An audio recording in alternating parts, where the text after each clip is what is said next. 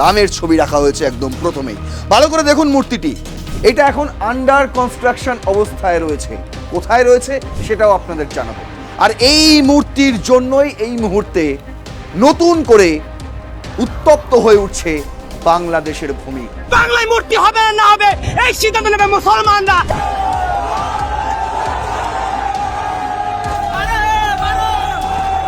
জুতো দেখানো হচ্ছে, ভেবে দেখুন।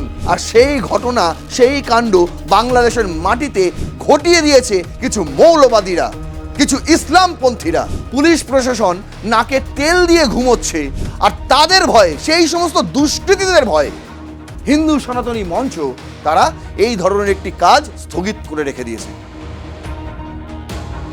ঢাকা থেকে রংপুর সর্বত্র আপনারা এই ছবি দেখতে পাচ্ছেন, যেখানে মশাল হাতে নিয়ে সনাতনী হিন্দুরা মিছিল করছে, বিক্ষোভ দেখাচ্ছে, প্রতিবাদ করছে বাংলাদেশের প্রতিটি রাস্তায়।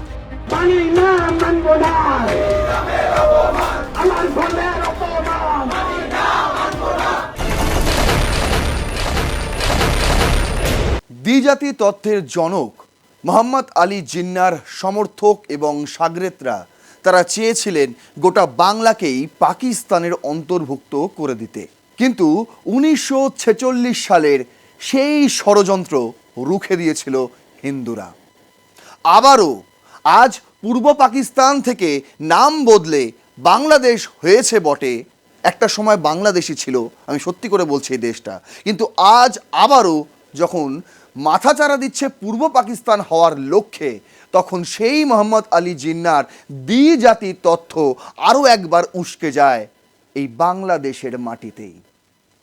আর সেখানে এখন পশ্চিম বাংলা নেই, রয়েছে শুধুই পূর্ব বাংলা। আর সেই পূর্ব বাংলা মিলিয়েই হয়েছে বাংলাদেশ। কিন্তু সেই বাংলাদেশে মুসলমানদের যতটুকু অধিকার রয়েছে, ঠিক ততটুকুই অধিকার রয়েছে হিন্দুদের।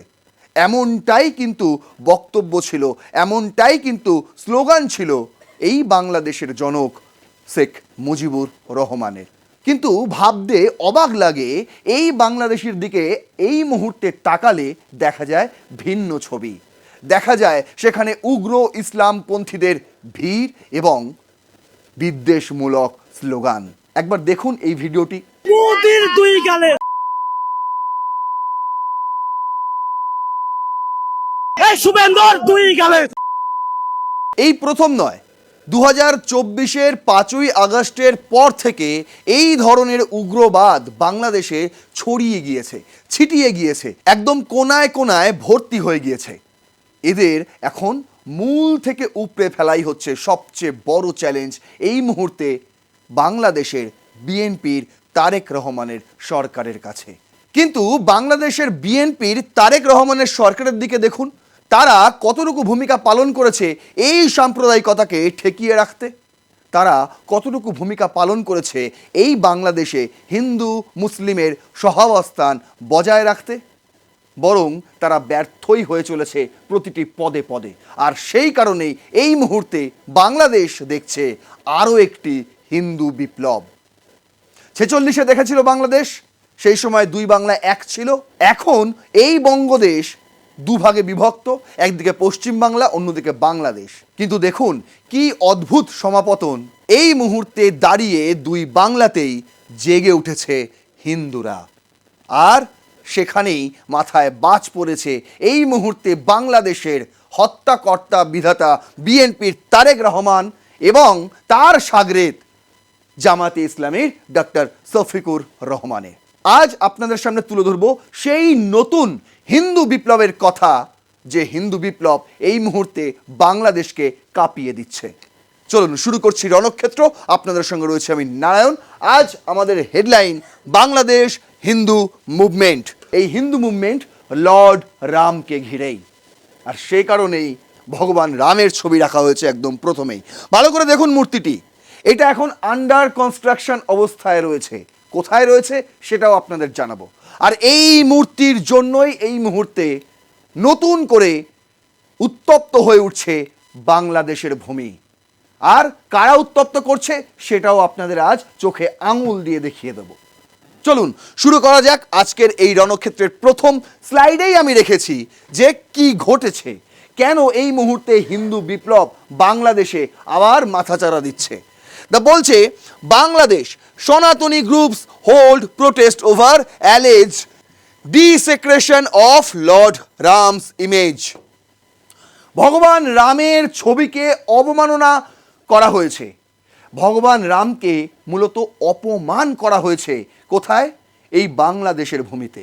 আর তারই প্রতিবাদে সনাতনী গ্রুপ তারা জেগে উঠেছে এবং এই মুহূর্তে দাঁড়িয়ে ঢাকা থেকে রংপুর সর্বত্র আপনারা এই ছবি দেখতে পাচ্ছেন, যেখানে মশাল হাতে নিয়ে সনাতনী হিন্দুরা মিছিল করছে, বিক্ষোভ দেখাচ্ছে, প্রতিবাদ করছে বাংলাদেশের প্রতিটি রাস্তায়। কেন? তার কারণ বলছে members of the Hindu community and various Sanatani organisations in Bangladesh held a human chain. মানববন্ধনেরও আয়োজন করা হয়েছে, প্রোটেস্ট র্যালি, বিক্ষোভ মিছিল and torch procession at Shahbag in Dhaka yesterday. দেখেছিলেন না 2024-এ শাহবাগে গোটা দেশের যুবকরা, ছাত্র যুব তারা এক জায়গায় হয়েছিলেন। সে কি বিপ্লব না কি বিপ্লব, সেই ছবি একদম কাঁপিয়ে দিয়েছিল বাংলাদেশকে। আবারও শাহবাগ কাঁপিয়ে দিল গোটা বাংলাদেশকে। এখানে কোনো ছাত্র যুবরা আসেনি, কোনো ইসলামপন্থী থেকে ফান্ড করা টাকা পয়সা খেয়ে কোনো ছাত্র যুবরা আসেনি। এখানে সনাতনী হিন্দুরা এসেছিল, এসে মশাল হাতে এই বিক্ষোভ করেছিল, মানববন্ধনের আয়োজন করা হয়েছিল। সেটা কোথায়? শাহবাগে।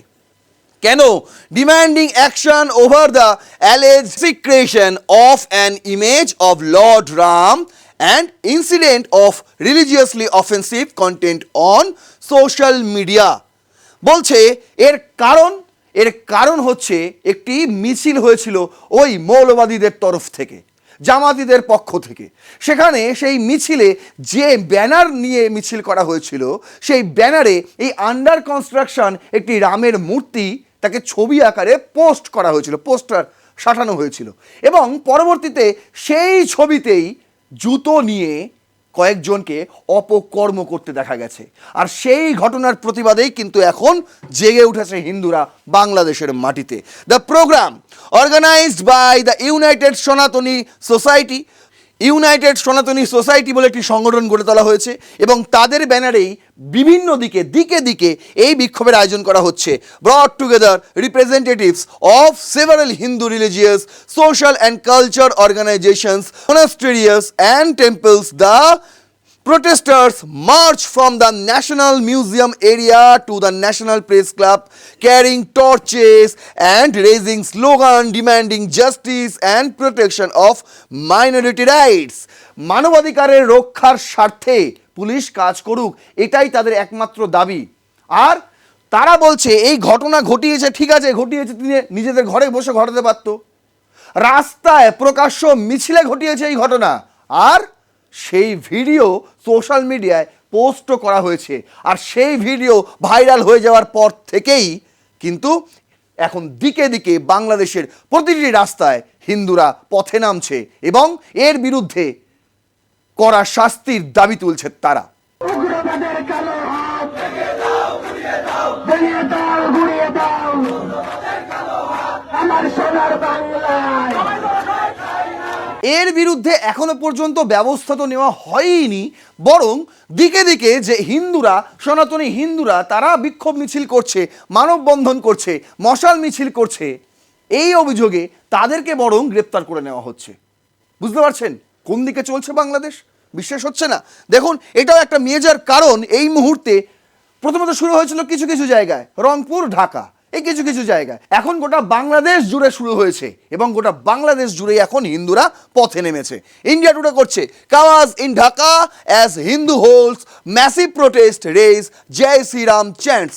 সঙ্গে জয় শ্রীরামের ধ্বনি উঠছে আর প্রশাসনকে চোখে আঙুল দিয়ে দেখিয়ে দেওয়া হচ্ছে, দেখুন কোন দিকে যাচ্ছে বাংলাদেশ, আপনারা কাদেরকে গ্রেপ্তার করার কথা আর কাদেরকে গ্রেপ্তার করছেন। আমরা কিন্তু কোনো ধর্মকে অবমাননা করছি না, আমরা শুধু প্রতিবাদ করছি যারা এই ধরনের একটা নির্দিষ্ট ধর্মকে অবমাননা করে, অপমান করে তার বিরুদ্ধে। বলছে thousands of Hindus much in Dhaka protesting the alleged desecration of Lord Ram image and halting of the statue protest. এই মুহূর্তে যে বলছি না আন্ডার কনস্ট্রাকশন একটি মূর্তি নির্মীয়মান, সেটা এই মুহূর্তে নির্মীয়মানই রয়েছে। তার কারণ সেটা কাজ হতে হতে থেমে গেছে। কেন সেটা আমি সেই কথায় পরে আসছি। প্রথমে আপনাদের বলে রাখি যে why Hindu are protesting in Bangladesh, কেন এখন বাংলাদেশ জুড়ে হিন্দুদের এইরকম প্রতিবাদ, এইরকম বিক্ষোভ মিছিল দেখা যাচ্ছে, কি কারণে। বলছে while a case has been filed, no arrested have been made for so far. On Friday, several Hindu organizations and students gathered at the key Sahavak intersections and marched to the National Press Club. The protest call was given by the Hindu Mahajot. The outfit also organized a human chain in front of the National Press Club. Another section staged a protest near the Dhaka Reporters Unity DRU building. এগুলো হয়েছে, কিন্তু কেন হয়েছে? অন্যদিকে in Rangpur there was a minor scuffle after the police stopped Hindus from holding a demonstration. অন্যদিকে দেখুন রংপুরে সেখানেও মার্চ করতে নেমেছিল, বিক্ষোভ দেখাতে নেমেছিল হিন্দুরা, কিন্তু উল্টে তাদেরকেই গ্রেপ্তার করে নেয় পুলিশ এবং তাদেরকে বন্ধ করে দেওয়া হয়, বলে না এরকম বিক্ষোভ করা যাবে না, বাড়ি চলে যান। আর যারা যেতে চায়নি তাদেরকে থানায় নিয়ে গেছে।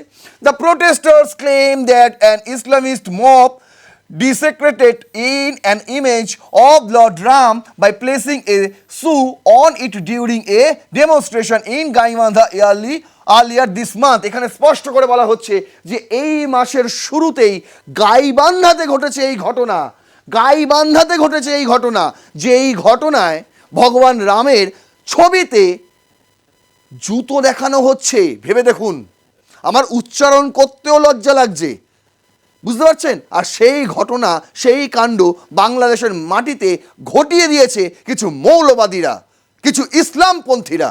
আমি বলছি না তারা সত্যিকারের মুসলিম, সত্যিকারের মুসলিম যদি হতো তারা এই ধরনের কর্মকাণ্ড ঘটাতে পারতো না। তারপর দেখুন বলছি accusing the Tarique Rahman led BNP government of inaction. কি বলেছিলেন তারেক রহমান শপথ নেওয়ার পরে? কি বলেছিলেন? যে সব ধর্মকে নিয়ে আমরা চলবো, প্রতিটা মানুষের মতামতকে আমরা গুরুত্ব দেব, হিন্দু মুসলিম বড়লোক গরিব ধনী কাউকে আমরা আলাদা করে বিচার করব না, ধর্ম বর্ণ জাতি নির্বিশেষে প্রত্যেককে আমরা দেশবাসী হিসেবে বাংলাদেশবাসী হিসেবে দেখব এবং প্রত্যেকের উন্নয়নে বিএনপির এই সরকার কাজ করবে। আজ দেখুন কি হচ্ছে। এটা হচ্ছে তারেক রহমানের সেই সময়ের কথা, ফেব্রুয়ারি মাসে যখন তিনি জিতে এসেছিলেন, বুঝতে পারছেন, প্রধানমন্ত্রীর পদে শপথ গ্রহণ করেছিলেন। আজ তারেক রহমান স্পিকটি নট, কোনো কথাই বলছেন না। আসলে তো যতই আপনারা বলুন বিএনপির সরকার, এই বিএনপিও তো ক্ষমতায় আসতে পারতো না কোনোদিনও পারতো না যদি জামাতে ইসলাম না থাকতো। আর জামাতে ইসলামকে কে ফান্ড করে আপনাদের নতুন করে বলার কিছুই নেই। বলছে the protesters issued a 72 hours ultimatum demanding the arrest of those involved. If not met, the Hindu community warned of further rallies and protest. A memorandum will also be submitted to the Ministry of Religious Affairs on Saturday. শনিবার এই নিয়ে যে বিক্ষোভ দেখানো হয়েছিল সেখানে তারা স্পষ্ট করে বলেও দিয়েছে যে আমরা 72 ঘন্টার একটি আলটিমেটাম দিলাম। অলরেডি সেই 72 ঘন্টা ফুরিয়ে এসেছে, কিন্তু কোনো অ্যাকশন আমরা দেখতে পাইনি। আর সেই কারণেই আজকের দিনে আপনাদের সামনে এই এপিসোড নিয়ে আসা। না হলে কোনো দরকার ছিল না যে ভ্রাতৃত্ব পশ্চিমবাংলা এবং বাংলাদেশের মধ্যে রয়েছে সেখানে নতুন করে আবার নাড়া দেওয়ার কোনো দরকার ছিল না, আর আমরা নাড়া দিতে চাইও না। এই ভিডিওর মূল উদ্দেশ্যই হচ্ছে ভ্রাতৃত্ব বজায় রাখা। যারা এই ধরনের কর্মকাণ্ড করছেন তাদের এটুকু জেনে রাখা ভালো, এতে করে কিন্তু শুধু আপনার মনে বিষের চাষ হয় না, গোটা সমাজেই কিন্তু বিষ ছড়িয়ে যায়। আর সেই বিষটাই উগড়ে নেওয়ার জন্যই আজকে আপনাদের এই এপিসোডটা দিচ্ছি, আর কোনো খারাপ উদ্দেশ্য আমাদের নেই। তারপর দেখুন কি বলছে সেপারেটলি। এটা কি করেছে? 72 ঘন্টা আলটিমেটাম দিয়েছে, একই সঙ্গে বলে যদি 72 ঘন্টা না হয় তাহলে আবার প্রোটেস্ট এবং র্যালিতে নামবে, এবং নতুন করে আবার প্রোটেস্ট এবং র্যালি হচ্ছে, কিচ্ছু যায় আসে না প্রশাসনে তাতে। আর কি বলছে? একটা মেমোরেন্ডাম জমা দিয়েছে কোথায়? মিনিস্ট্রি অফ রিলিজিয়াস অ্যাফেয়ার্সে, যে যারা এই ধরনের কর্মকাণ্ডের সঙ্গে যুক্ত, ভিডিওতে স্পষ্ট দেখা যাচ্ছে, তাদেরকে অবিলম্বে চিহ্নিত করে খুঁজে বার করে গ্রেপ্তার করুন এবং সর্বোচ্চ সাজার ব্যবস্থা করুন। এটাই তো একমাত্র দাবি, করুন, রাজধর্ম পালন করুন, ঝামেলা শেষ। কিন্তু না, তারেক রহমানের বিএনপি সরকার সেসব করবে না কেন? তার কারণটাই হচ্ছে জামাতই তো তাদের ভোট ব্যাংক। বলছে separately the Hindu Mahajot asserted that if the construction of the Lord Ram statue was not allowed in resume, they would build a Ram temple one by one in all the 64 district of Bangladesh. একই সঙ্গে তারা আরও একটি ultimatum দিয়েছে, বলছে যে Lord রামের স্ট্যাচুকে মানে নির্মাণকে ঘিরে এত গন্ডগোলটা শুরু হয়েছিল কিন্তু সেখান থেকে। আমি একদম শেষে আপনাদের সেই গল্পটা শোনাবো, কোনখান থেকে শুরু হয়েছিল এই পুরো বিষয়টা, কেন হঠাৎ রামের ছবি নিয়ে মিছিল করে ইসলামী মৌলবাদী কিছু দুষ্কৃতী বলবো আমি তারা কেন এই ধরনের ঘটনা ঘটালো, সেটার শুরুটা কোনখান থেকে হয়েছিল। সেটা হচ্ছে এই জায়গাটা যেখানে একটা রামের মূর্তি স্থাপন করা হচ্ছিল বাংলাদেশের মাটিতে, প্রায় 81 ফুট উঁচু, এবং সেই মূর্তিটি যাতে নির্মাণ করা না যায় তার প্রতিবাদে এরা মাঠে নামে, যে কোনো রকমভাবে রামের মূর্তি নির্মাণ করতে দেব না। বিশ্বাস হচ্ছে না? দেখুন এই ভিডিওটা একবার দেখুন, যেখানে বলছে যে এই বাংলাদেশের মাটিতে মূর্তি হবে কি না হবে সেটা ডিসিশন নেবে কারা, একবার শুনুন। বাংলায় মূর্তি হবে না হবে এই সিদ্ধান্ত নেবে মুসলমানরা। এই বাংলায় মূর্তি থাকবে না থাকবে সেই সিদ্ধান্ত নেবে মুসলমানরা। থাকলে থাক, না থাকলে ইন্ডিয়া চলে যা। শুনলেন? এবার পাল্টা সনাতনী হিন্দুদের চ্যালেঞ্জটাও শুনে রাখুন। তারা বলে দিয়েছে যদি সেই রামের মূর্তি স্থাপন করা না যায়, যদি সেটা রিজিউমে থেকে যায়, তাহলে 64টি জেলায় প্রতিটি জেলায় একটি করে রামের মন্দির তৈরি হবে এবং রামের মূর্তি বসানো হবে সনাতনী হিন্দু। এবং বলা হচ্ছে যে হিন্দু মহাজোট যে সংগঠনটি, সেই সংগঠনটি এই দায়িত্ব নিয়ে চ্যালেঞ্জ ছুড়ে বলেছে যদি সরকার এখনও ব্যবস্থা না নেয়, যদি এখনও সেই রাম মূর্তি স্থাপন করা না যায়, তাহলে আগামী দিনে 64টি জেলাতেই রাম মন্দির স্থাপন করা হবে, 64টি জেলাতেই রামের মূর্তি স্থাপন করা হবে। তখন প্রশাসন কি করতে পারে দেখে নেওয়া হবে। The protests are likely to continue on Saturday with the National Committee for Puja celebration announcing a national-wide allegation. এবং বিভিন্ন সংগঠন এখন এক জায়গায় হয়েছে, যে যেখান থেকে পাচ্ছে গোটা বাংলাদেশ জুড়ে এখন এই বিক্ষোভ মিছিল চালিয়ে যাচ্ছে। কিন্তু এর গল্পটা কোথা থেকে শুরু হয়েছিল? সেই গাইবান্ধা, যে গাইবান্ধাতে কিছু মৌলবাদীরা এই ধরনের একটি মিছিল করেছিল এবং সেখানে রামের ছবিতে এই ধরনের অপকর্ম তারা করেছিল। আর সেই গাইবান্ধাতেই পলাশবাড়ি বলে একটি জায়গা রয়েছে, সেই পলাশবাড়ি জায়গাতেই কিন্তু তৈরি হচ্ছে এই রামের মূর্তি। এই হচ্ছে সেই রামের মূর্তি, প্রায় 81 ফুট উচ্চতা এর হতে চলেছে, কিন্তু এটা এখনও নির্মীয়মান অবস্থাতেই রয়েছে। আর ফার্স্ট পোস্ট কপি করেছে যে why has construction of Bangladesh tallest Ram statue been halted. কি কারণে স্থগিতাদেশ দিয়ে রাখা হয়েছে বাংলাদেশের এই মূর্তি নির্মাণে, কি কারণে? তার কারণটা এবার আমরা পরপর আপনাদের সামনে তুলে ধরার চেষ্টা করছি। বলছে in Palashbari situated in Bangladesh northern Gaibandha district, a statue of Lord Ram has been constructed as part of a larger temple complex. The project estimated to be around 220 million টাকা, বাংলাদেশি মুদ্রায় 220 মিলিয়ন টাকা, যেটা ভারতীয় মুদ্রায় প্রায় 16 কোটি টাকা, would also see the construction of a 15-foot statue of Lord Krishna and 30-foot statue of Lord Shiva. একই সঙ্গে সেখানে 3টি মূর্তি স্থাপন করার একটি প্রজেক্ট নেওয়া হয়েছে। প্রথমটি হচ্ছে রামের, যেটি 81 ফুট উচ্চতা, দ্বিতীয়টি হচ্ছে লর্ড কৃষ্ণার, যেটি 50 ফুট উচ্চতা, এবং তৃতীয়টি হচ্ছে লর্ড শিবার, যেটা 30 ফুট উচ্চতা।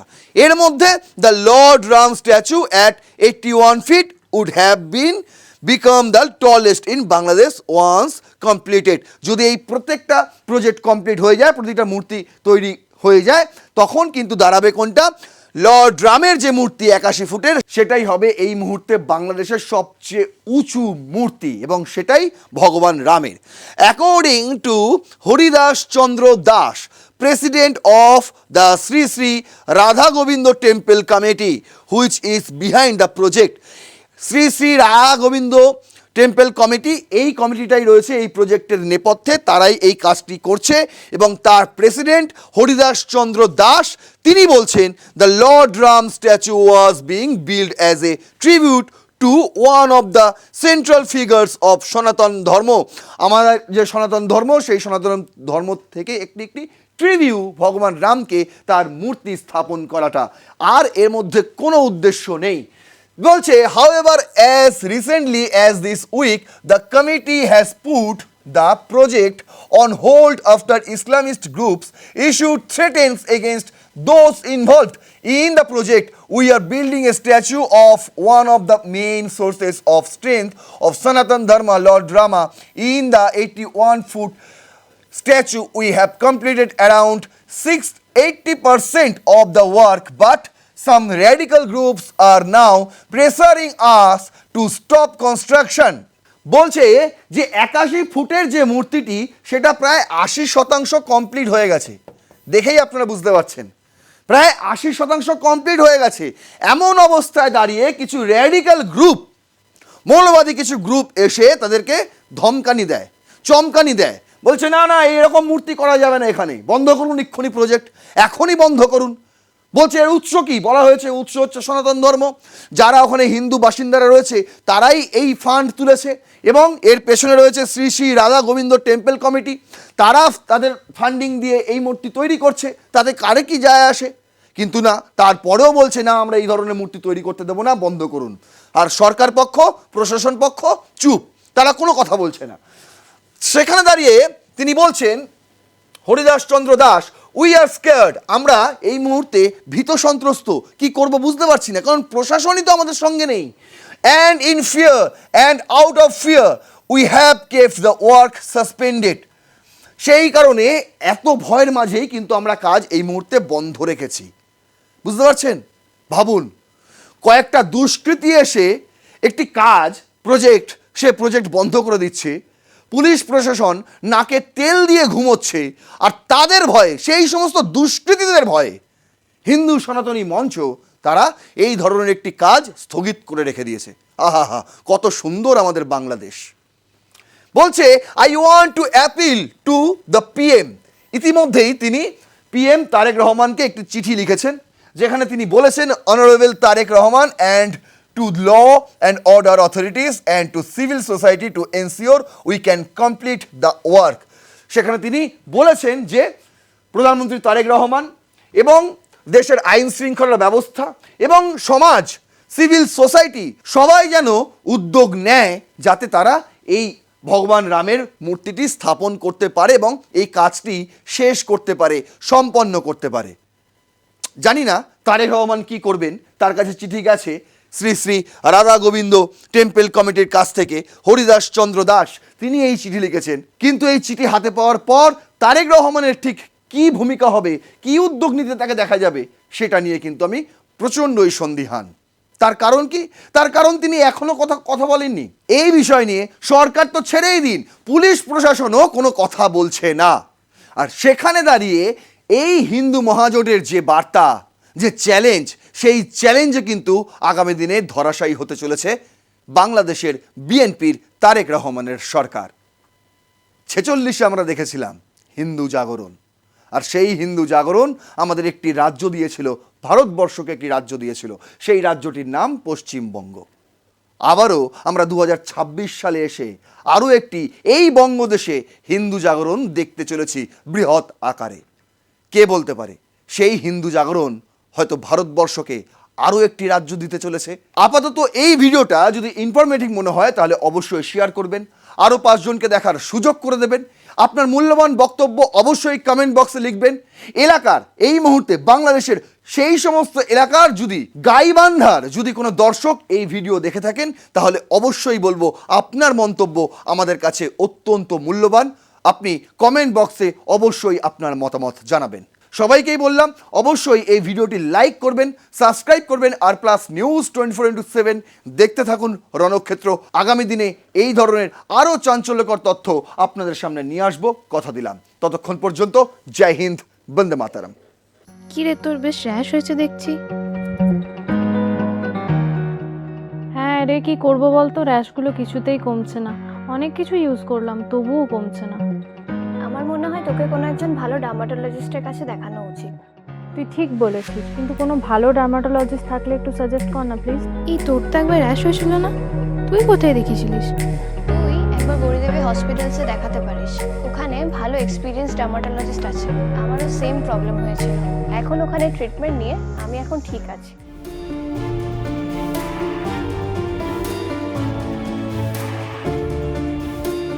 গৌরী দেবী হসপিটাল, রাজবাঁধ, দুর্গাপুর।